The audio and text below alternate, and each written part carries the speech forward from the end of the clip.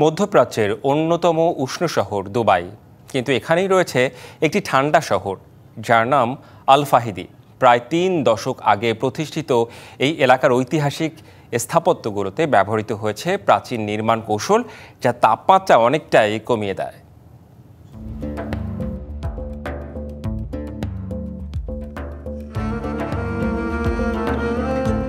Dubai, যেখানে দুপুরের রোদ যেন মরুভূমির নিঃশ্বাস।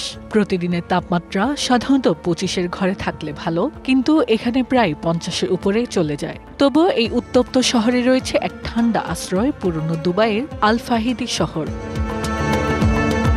নেই কোনো এসি, না আছে মেকানিক্যাল কুলার, তবুও এখানে প্রবেশ করতে পারে না তাপ। শত শত বছর আগে এই এলাকাগুলোয় স্থপতিরা খুঁজে পেয়েছিলেন এক প্রাকৃতিক সমাধান, যা পরিবেশ বান্ধব উপায়ে নিয়ন্ত্রণ করবে তাপমাত্রা।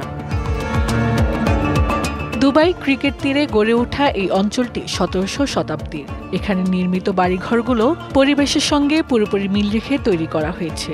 তাপমাত্রা প্রাকৃতিকভাবে ঠান্ডা রাখার জন্য এসব ভবনে ব্যবহৃত হয় বার্জিল বা বায়ুকুঠুরি। এই প্রাচীন স্থাপত্য কৌশলগুলি এখন আধুনিক শহরে ফিরে এসেছে।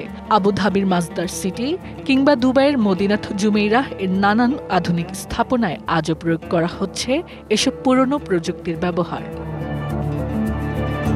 বিশেষজ্ঞরা বলছেন, এই টেকনিকগুলো কম খরচে, কম প্রযুক্তিতে কাজ করে, তাই এগুলো সারা পৃথিবীতে ব্যবহার করা সম্ভব।